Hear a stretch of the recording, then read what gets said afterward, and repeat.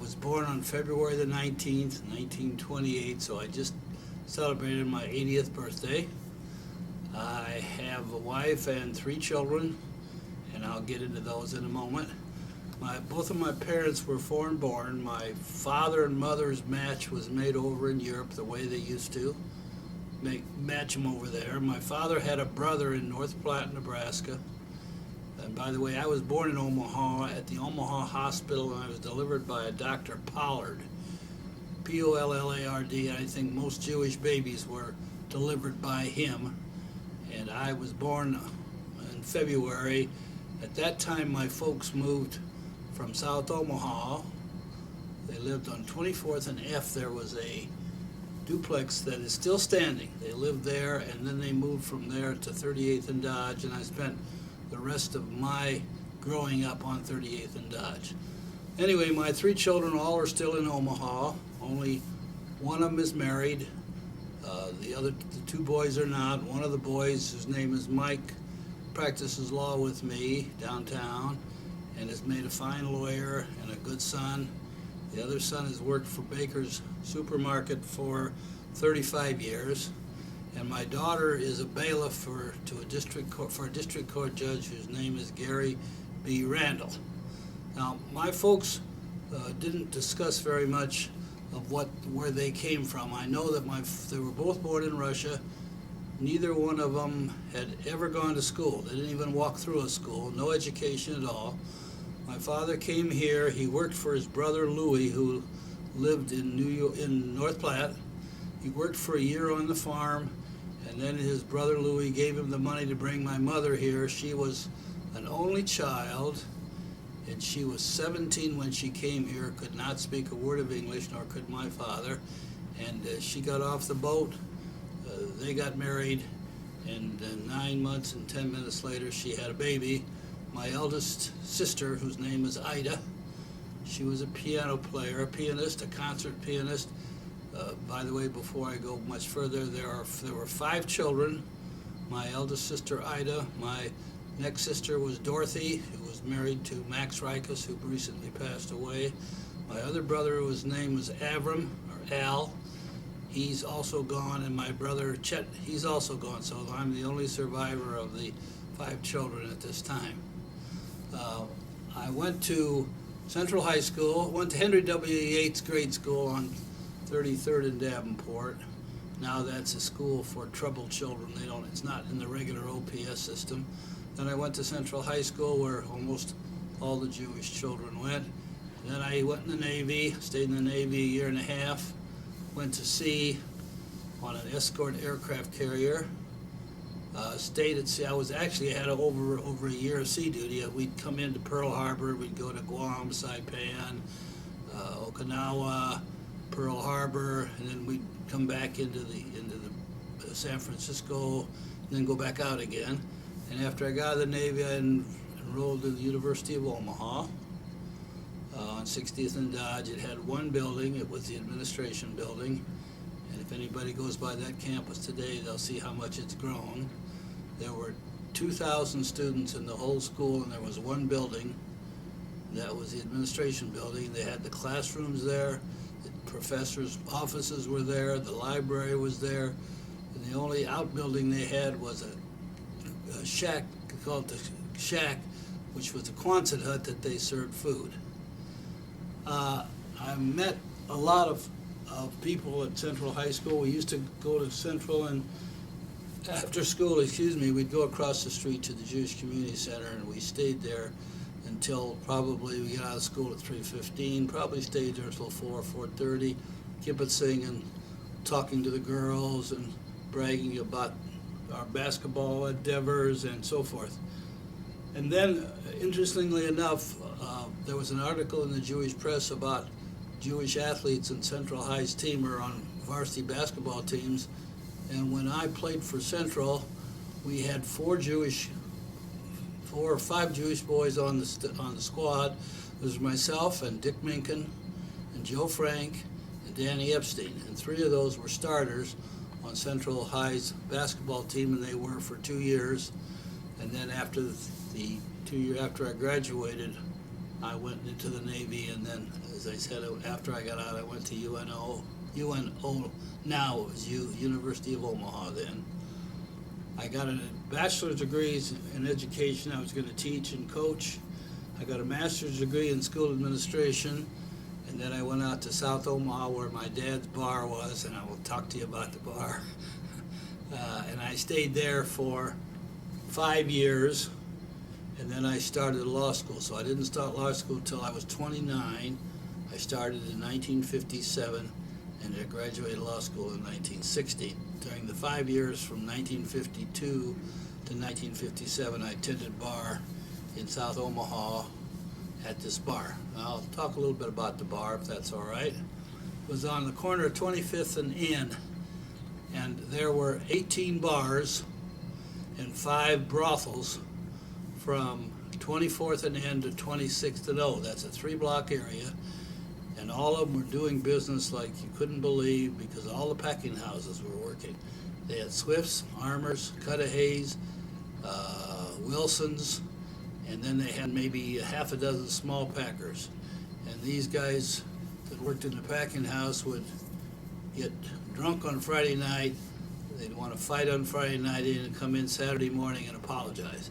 There were no bricks, no chains. Just they were hard workers and hard drinkers, and they wanted to fight. I worked that bar for actually totally 11 years, because I worked all the way through college and all the way through law school, and I quit. We sold the bar in 1960. My father passed away in 1960. The bar was sold, and I started to practice law. Now, when I was born, we moved to 38th and Dodge. My folks bought that house from a Judge Baker. Now, this was the height of the Depression, and I remember that my mother probably convinced my father to buy it, but he didn't want to, and she wanted him to buy it because my 2 sisters were very prominent in music, and she wanted to have a nice house for him. It was on the corner of 38th and Dodge.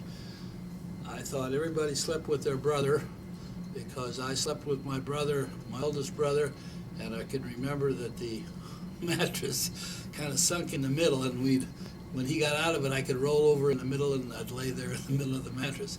He was in law school at the time. That was my brother Albert, and he was in ROTC. And in July of 1940, he went in for the 1 year being an ROTC member, and he got out 5 years later. He was an infantry major when he got out, and was in the Battle of the Bulge, and would not talk about it at all.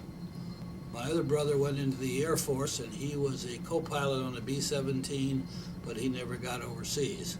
So all 3 of us were in the service. I was the last one in because I was the youngest.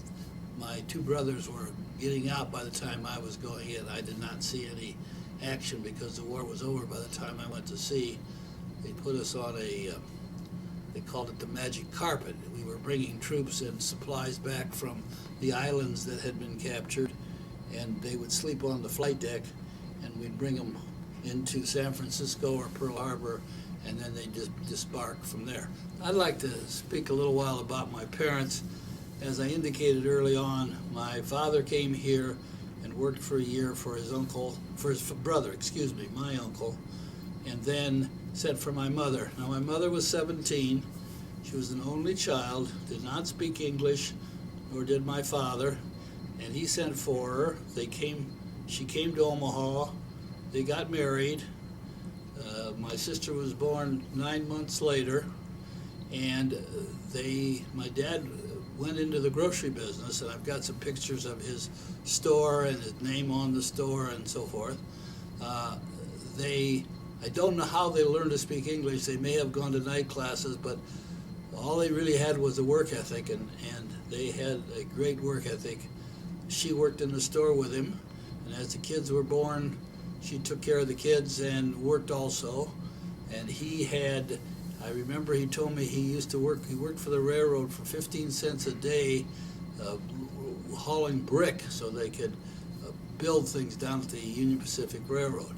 Now, when the war came along, all three of the boys went into the service, and my dad went to work for the Union Pacific Railroad down at the shops, and my mother ran the bar.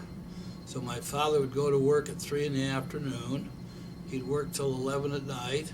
He'd go out to the bar, and he and my mother would close the bar at 1 o'clock, and then they'd go to the house on 38th and Dodge. Now, this house on 38th and Dodge, as I indicated early on, was owned originally by Judge Baker. They bought the house, and my middle brother, Chester, whose widow is still alive, he's gone, he set the house on fire by accident and burned down. They rebuilt it into a duplex. So we had a duplex on 38th and Dodge. We had some folks by the name of Wenger who rented from us for a long time, and then some folks by the name of Epstein who rented from us for a long time. They had one side and we had the other. And the side that we were on had three floors. The main floor had one bathroom on the second floor, then it had a third floor, there was one bathroom there, but nobody had their own room. The only time I ever got my own room was when my brothers went into the service. Then I took over one of the bedrooms, and as I indicated, I thought everybody slept with their brother, and I did until he went into the Army, and then I got my own bed, and not my own bedroom, but my own bed. My mother, in order to make ends meet, the Jewish Federation at that time had a program where children who needed a home they would pay her to raise a child, and we had a young man by the name of Herschel Wolfson who came to live with us, and he was really a nervous wreck when he came. He had a vibration on his arm, he couldn't keep it still, it would just wave all the time. And he stayed with us for a couple of years, and by the time he left, he was a mensch. His arm quit waving, he got his education, and he called my mother Ma Lustgarten, and he kept in touch with us for a while. Then he disappeared. I don't know what happened to him. Now, I don't know very much about my parents before they came to this country. They didn't talk about it. My father had a sister who lived in Tulsa, Oklahoma, and they would visit his sister and her husband periodically. They'd go there while I was taking care of the bar. But those were the only, and then I had an uncle, Willie, who was a carpenter here in Omaha, and he was married to my Aunt Lizzie, and the women in those years used to play cards all the time. And they never heard of a babysitter, so they used to take me, my mother used to take me with her, and I'd go to sleep on the couch, and they'd sit there and play cards, and time to go home, maybe 10:30, 11 o'clock, they'd wake me up, take me home, put me in bed. But child care was not a thing in those years. Nobody could afford it. The kids either went with you or they stayed home if they were old enough. But they never left me alone. My mother always took me with her when she went to play cards. My dad was not a card player. I'd like to mention something about my dad. I'd like very much to be able to bottle the look that he had. He never laid a hand on me, never touched me. All he had to do was say, "I want you to do this." And for some reason, that voice of his and that manner of his, I just marched to the drummer. I never argued, never said a word to him. He never touched me, never put a hand on me. But I can tell you, if I could have bottled that look, I could be retired a long time ago, because he knew how to discipline, but only with a look and a voice, not with a fist, not with a hand. Now, we lived on 38th and Dodge until, well, they moved in 1928 when I was born, and my mother went into the share home when she had Parkinson's disease, and she was having dementia. She moved into the share home on 52nd and Ames and was there for 11 years. And every Sunday was our ritual to go out to her house, although she was comatose most of the time. But my children and my wife would go out there, because my mother-in-law was there also. And every Sunday for 11 years we'd go there and spend an hour and a half, even though I don't know if my mother knew we were there. My father, he passed away in 1960, the same month that I graduated law school, and my mother didn't pass away till 1968, so we kept her in the share home. They didn't have, I would say they did not have a very good marriage. It was made in Europe, and they had no choice. It was done, and they thought that love would conquer all, and from my observations, didn't conquer very much, but they stayed together. They never, most of the time, they were separated for a period of time. From the time I was 15, no, from the time I was 10 to the time I was 15, they were separated, but no divorce, and then my dad came back home and they lived the rest of their lives together. We stayed on 38th and Dodge from 1938 to probably 1958. And then my mother moved into the share home, and my dad had an apartment, and I sold the house. I rebuilt it into an apartment. She stayed there for a while, and then we sold the house, and some people who bought it tore down the house and built a little strip shopping center, which is still there today on the southwest corner of 38th and Dodge. There's a recruiting station there and a little strip shopping center. All right. Now when we went to Central High School, most of the Jewish kids in town went to Central High School, no matter where they lived. And as I said, the center was across the street. We'd go there after school, but in order to keep me off the street, I started playing basketball at the Jewish Community Center when I was 11 years old. I used to walk over to Dodge Street and walk down Dodge Street from Henry Yates, which is on 33rd, and I'd walk to 20th, and I'd stay at the center all day, catch a bus coming home or catch a ride. Used to hitchhike a lot in those years. And then I was interested in basketball, and basketball kept me out of jail because I had a nervous itch all the time. I was ready to get in trouble, but basketball made me so tired that by the time I got done playing ball, I was too tired to do anything. I started Central High. I was on the starting five when I was a sophomore. I was on the starting five when I was a junior. I hurt my knee when I was a senior and didn't play that much. I went into the Navy, and when I got out of the Navy, I went to University of Omaha, and I played basketball there for 2 years on the varsity squad and 1 year on the B team squad. Now, we had a team at the Jewish Community Center named the Wenger Jeeps, and we were one of the very few teams that had T-shirts that said Wenger Jeeps, and on the back of the shirt was our name. And Maury Handelman, we had to shorten it up. We could only have 4 letters in the name, so Maury was Mo, then Al Clayman was Al, and I was Steph, S-T-E-F, because we couldn't go over 4 letters. Danny Epstein was Dan. Kiwi Kirschenbaum was Keeve. And Al Clayman was Al. And I can't remember who else was playing, but there were 8 of us, and we went undefeated one year, 9 wins. And boy, were we proud of that. And that Jewish Community Center really saved my life, because I would have been in trouble, because I just had that bee in my bonnet that I had to be doing something. And we used to chase the girls, and of course if we caught them we wouldn't have known what to do with them, but we used to chase them anyway. And we were always looking for girls. We never found very many, but I can tell you an interesting thing. One night we were downtown looking for some girls, and there was a real tall girl standing in the doorway. I don't know why I remember this. I can't remember what happened yesterday. There was a real tall girl standing in the doorway where the jewelry store used to be, not Malashak's, Borsheim's.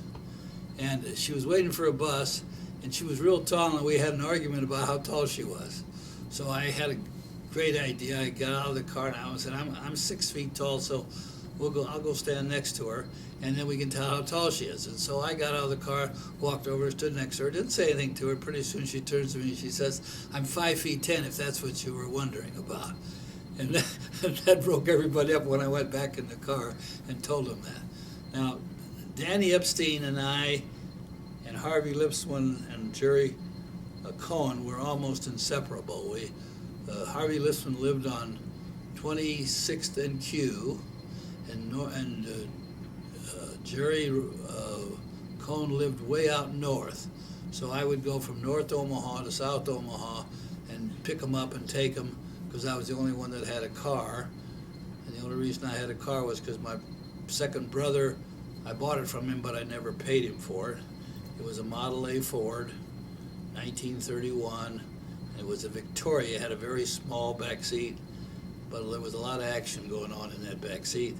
We thought, anyway, most of the time. Yeah, I developed some friendships in high school that are still with me. And as a matter of fact, Ben was one of those friends, and he's sitting here watching me run off at the mouth, and he was one of the friends that I made many years ago. And I don't think people or young people make those kind of friends anymore, because we remember the good old days, and they were good old days. Nobody had any money, and the only reason I had a car was because my brother sold it to me, that I never paid him for it. But we had a lot of comradeship and a lot of good times with those guys.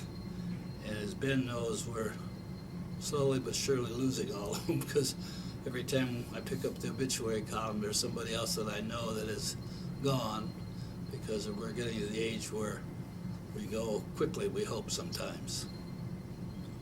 I'd like to talk about the bar in South Omaha. I mentioned that there were 18 bars and 5 brothels on a 3-block area, and they were all doing business. My father started his bar in 1943 over on 26th and O, and then he moved to 25th and N, and he stayed on 25th and N until he died. I took the license in my name sometime in the early 50s because I wanted the Internal Revenue Code was getting kind of complicated, so I said, I'll take the license, but I'd have my own accountant, and I hired Mort Trachtenberg, and he did the bar business books from that time on. Now, what was interesting about the bar is that there were a lot of nafkas hanging around, and in those years, it was $2 to turn a trick. And I'll tell you, I'll say one incident that happened that I thought was rather funny.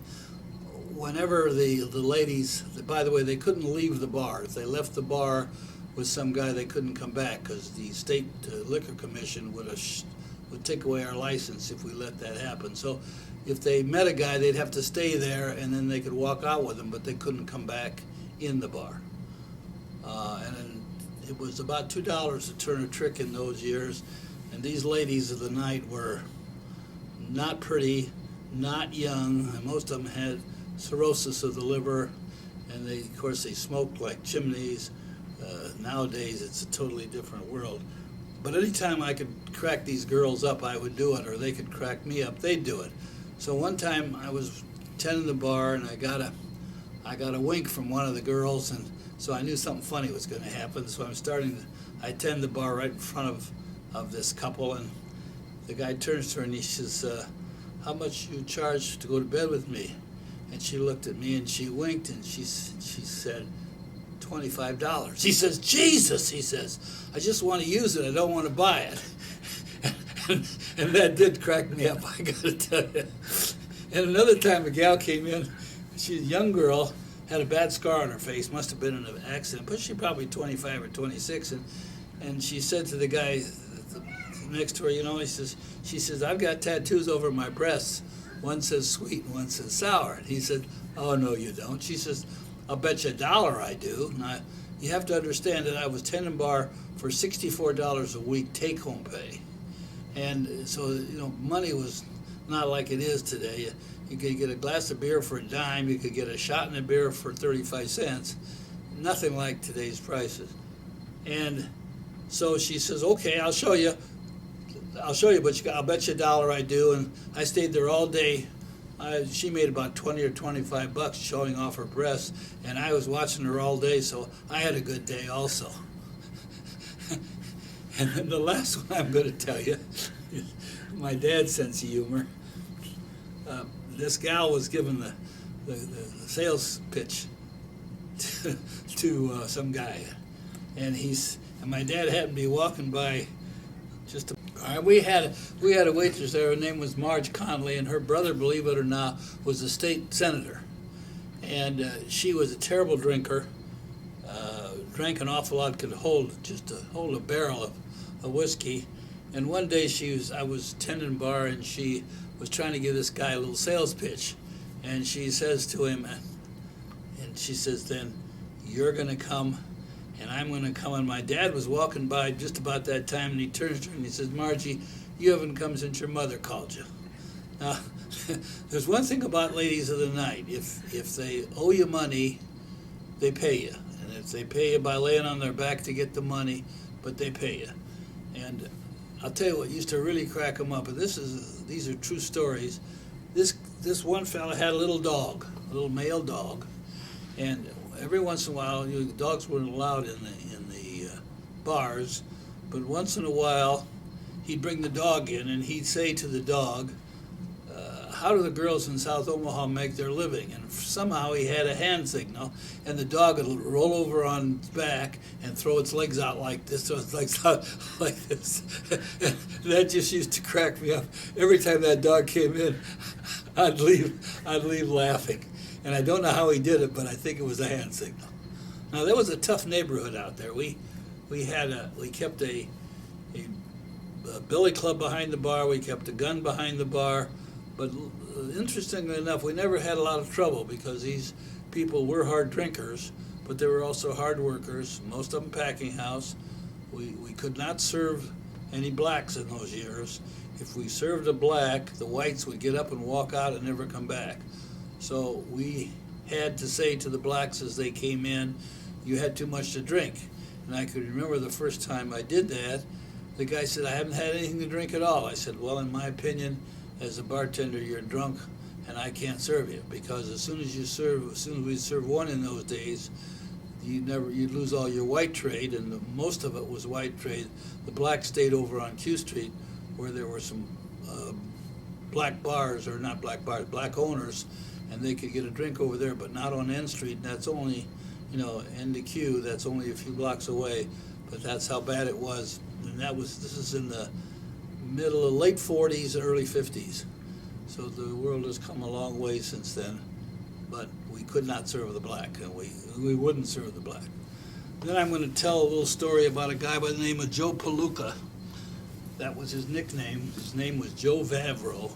And on Sundays, by the way, in those years, you couldn't sell liquor on Sundays. So he had a little hot tamale cart, and he'd wheel it over around N Street, and he charged 10 cents for a hot tamale. And one day I said to my dad, how can he make money on 10 cents a hot tamale? My dad says, he's not selling hot tamales. He's got half pints of whiskey in his cart, and he bootlegs on Sunday. He makes more on Sunday than we make the whole week. He used to buy a case of half pints, and he'd bootleg it. And he always had a rose in it. Since he was became a citizen, he always had a rose in his lapel, and his name was Joe Vavro, but they called him Joe Palooka. And the other thing that I thought was funny is the biggest wino on N Street came in once and said to my dad, Ben, will you give me a pint of Muscatel wine charge it to me? And my dad reached back and he gave him a pint of Muscatel wine. The guy left, and I walked over to my dad and I said, that you'll never get your 50 cents from that guy. How come you gave him that wine? And my dad said, son, he's been a bother to us. He'll remember that he owes us 50 cents. He'll never come back in this bar. And they stayed there for 11 years. He never came back. Never saw the guy again. Now, where do you learn that? You have to learn that on the street. And there was another time in one of the pimps caught his hooker holding out on him, and he came in the bar and started beating on her on the floor, and I started to walk around from the bar to help her out, and my dad said, "You stay right where you are." I said, he says, "If you go around there, they'll both start on you." And I stayed, and pretty soon he quit kicking her. She got up, they walked out hand in hand. So that's where I learned where to keep my mouth shut and where not to get involved when it's not necessary. My father and my mother, neither of them had any education at all. They were never in a school, and my father was always receptive to staying in school. If you stayed in school, he'd do what he could.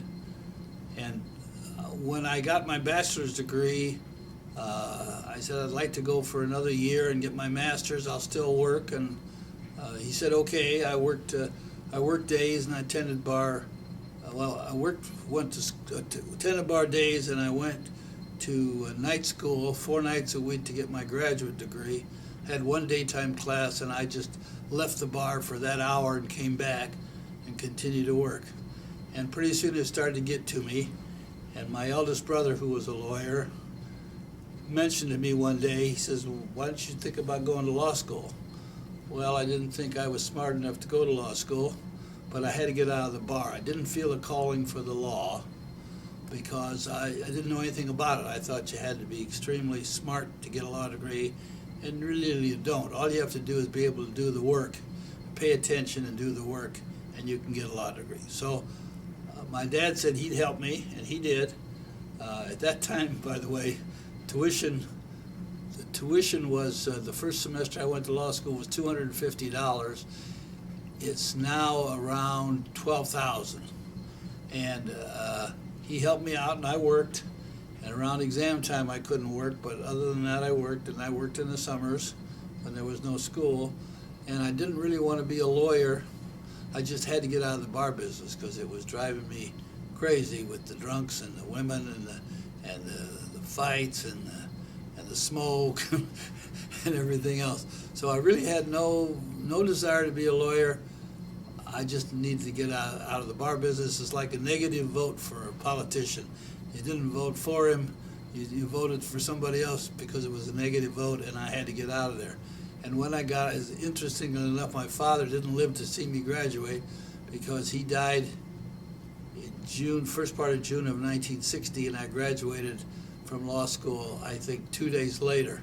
So he never saw me graduate, but he sure stuck by me when it was time for me to go to school, and he helped me financially and gave me all the support that he could give me. And that's mainly because he had no education at all, none. Never was in a school, nor was my mother. And he knew how, he always said that, you can take away your house and your car and your furniture, but they can't take away from you what you have, your education. And he was a strong believer in that and instilled that in me and in all my siblings. My eldest sister graduated college. My next sister did not. She got married at a very young age.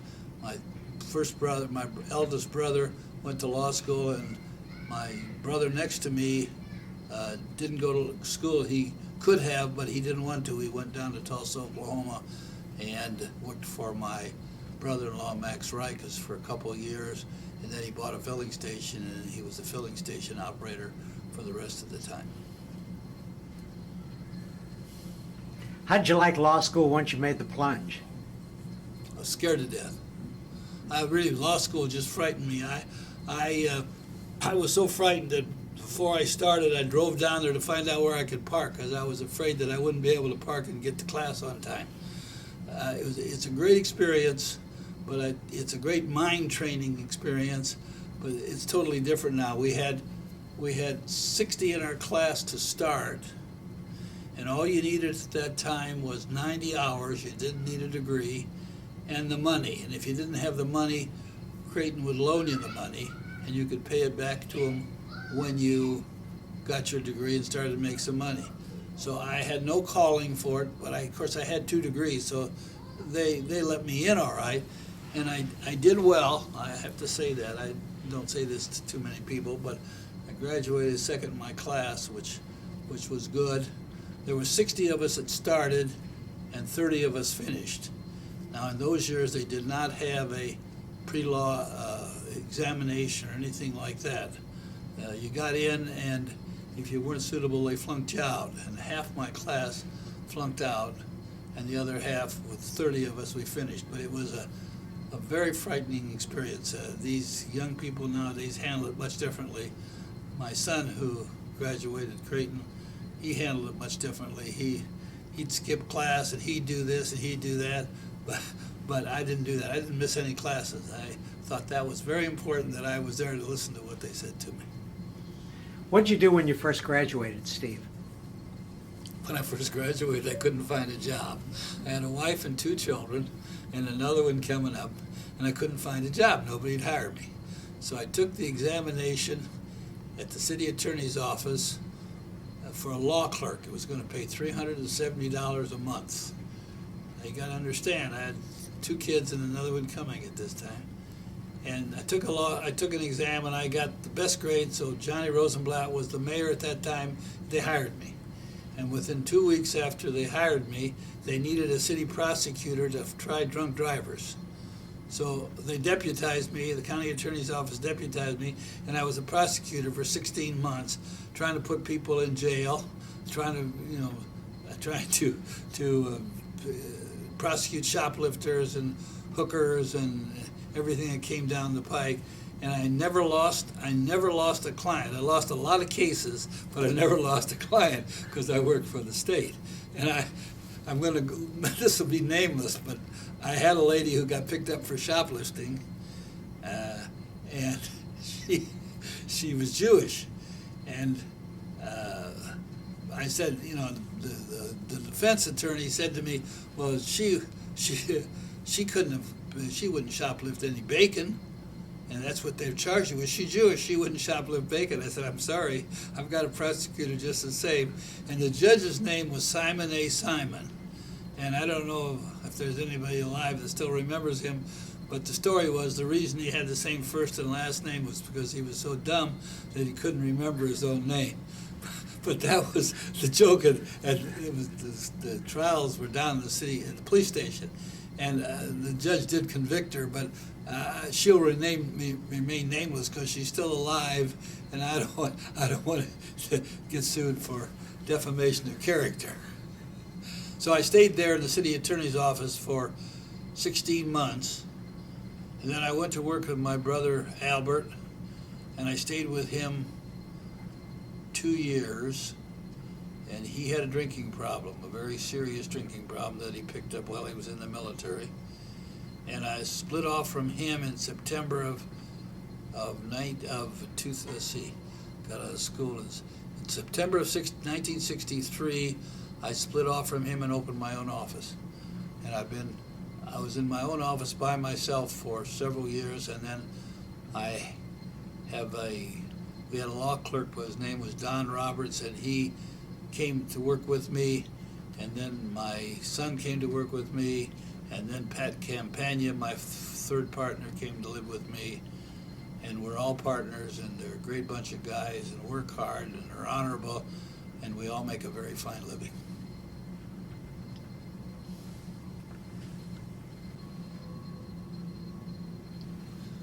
This photograph is of my mother and father. I'd have to estimate their ages. My father was probably in his early 30s, and my mother was probably around the same age. She was a couple of years younger than he.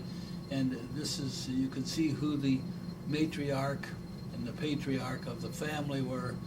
My father had a great sense of humor, but didn't smile that much. And my mother was just a lovely person.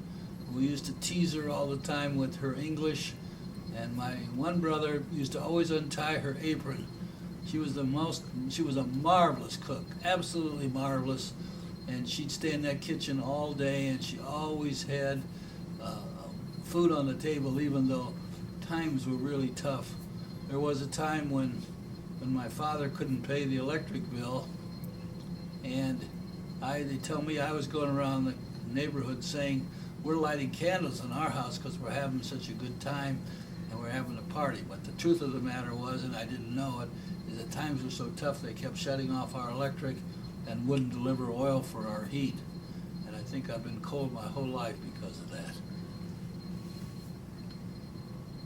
This is my dad's grocery store on 28th and R, and next to the chicken coop, to the left of the chicken coop, if you're looking at it from the front, there's a small girl that's standing by the chicken coop. That's my sister Ida, and she probably is 7 or 8. And next to her is my father, and he's holding my sister Dorothy, Toots she was called, and she's probably 4 or 5. And that was the grocery store on 28th and R. You'll notice the name of the B. Lustgarten, a grocery store business. You notice to the right of the chicken coop is a policeman. Just looks like one of the Keystone Cops, but in those years, that's what they looked like, and that was their uniform. I don't know anybody else in that picture, except we found the picture, and that had to be, I would say, around 1914. You'll notice that if you can tell from the picture, the street is not paved, and the sidewalk is made of wood. So it wasn't a real developed area, but my father, in order to run the grocery store, had to learn languages. Most of the people out there were either Polish, Bohemian, Croatian, Russian, German, and he learned the language so that he could sell them merchandise, because if you couldn't communicate with them, you couldn't sell them merchandise, and he needed to make a living, so he learned the language. It was called a Bloody Corner Saloon. It was on 28th and Q, across the street from Armour's packing house. Now, if you look over to, starting with the left, these are all packing house workers. They all had their beer in their hand, and as you move from the left to the right, you'll see one man with a beer in his right hand. I don't know who that is, but the man with the beer in his left hand was my father, and to his left is my sister Ida, the eldest child. And in that picture, she must be maybe 4 or 5. She was an only child at that time, and she was standing on the bar next to my dad. And I don't know anybody else in the picture, except they were all packing house workers. If you'll notice the chandeliers, I don't know if the camera will pick those up, but those are the chandeliers, and the barrels of whiskey over to the left. Everybody had a drink in their hand. I don't know who took the picture, but I know that it was the bar, and I know that's my dad, and I know that's my sister.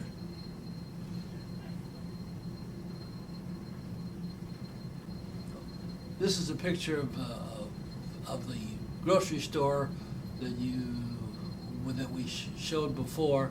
That's the way they used to build them. It seems like they built it from the top down instead of from the bottom up. That's the same store that you saw where it says Ben Lustgarten Groceries. That's on 28th and R. My parents, there's no family member is in that picture. I don't know the source of it. We found these pictures when my mother and father were both gone, and I couldn't ask them any questions about them, and I'm really sorry, because I missed a great deal by not asking questions. They would have answered them, I just never had a chance to ask them. That's the same grocery store. I'd like to close this little conference that I've had with Ben Nachman by telling my wife that I love her, my son Scott that I love him, my daughter Jill that I love her, and my son Mike that I love him. I don't say that very often because unfortunately you parent the way you were parented, and that word love was not spoken in my house very much. I could tell I was loved, but only by actions, not by words. And I want all of you to know that I do love you and do think of you all the time, and hope that you remain happy and prosperous and healthy.